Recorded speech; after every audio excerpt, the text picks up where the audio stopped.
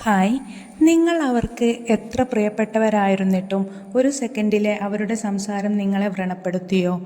വാ വിട്ട വാക്ക് അതൊരിക്കലും തിരിച്ചെടുക്കാൻ കഴിയില്ല. നിങ്ങളുടെ വായിൽ നിന്നും പുറത്തു വന്ന സംസാരം കൊണ്ട് മറ്റൊരാൾക്ക് വ്രണപ്പെട്ടിട്ടുണ്ടെങ്കിൽ നിങ്ങൾ എത്ര മരുന്ന് പുരട്ടിയിട്ടും കാര്യമില്ല. ആ മുറിവിൻ്റെ മുകൾ ഭാഗം മാത്രമേ ഉണങ്ങുകയുള്ളൂ. അതിൻ്റെ ഉൾവശം, അതായത് മനുഷ്യ മനസ്സിലത് കിടന്ന് ആ മുറിവ് എന്നും വേദന തരും. അതിൽ നിങ്ങൾ എത്ര മാപ്പ് പറഞ്ഞിട്ടും ആ നിമിഷത്തിൻ്റെ വേദന മാത്രമേ അവർക്ക് പൊറുക്കാൻ കഴിയൂ, മറക്കാൻ കഴിയില്ല. ഇത്തരം ഒരു സന്ദർഭം നിങ്ങളുടെ ലൈഫിൽ വരാതിരിക്കാൻ ചെയ്യേണ്ടത് ഈ ഒരു കാര്യം മാത്രമാണ്. നിങ്ങൾ ഇത് മാത്രം ഓർത്താൽ മതി.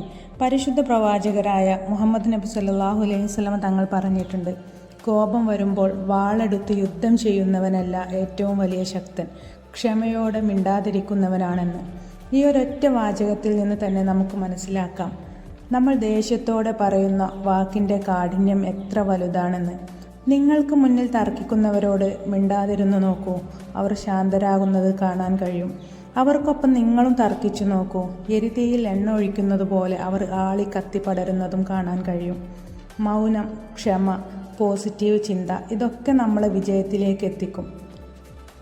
നമുക്ക് മറ്റൊരാളുടെ മുന്നിൽ വാല്യൂ ഉണ്ടാക്കുകയും ചെയ്യും. തനിക്ക് വേദനിക്കുന്ന പോലെ എല്ലാവർക്കും വേദനിക്കും, മുറിപ്പെടും എന്ന ചിന്ത ഓരോരുത്തരുടെയും മനസ്സിലുണ്ടായാൽ മതി. ആരെയും ഒരു വാക്കുകൊണ്ട് പോലും ദ്രോഹിക്കാൻ ഒരാൾക്കും തോന്നില്ല.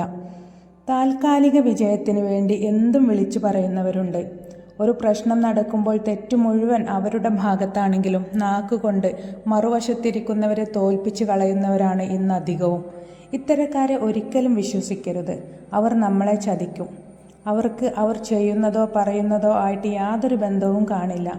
അപ്പോൾ തോന്നുന്നത് അപ്പോൾ പറയും, പിന്നെ തോന്നുന്നത് പിന്നെയും പറയും. നമ്മൾ അത്തരക്കാരാകാതിരിക്കാൻ ശ്രദ്ധിക്കുക. Bye motivation Malayalam.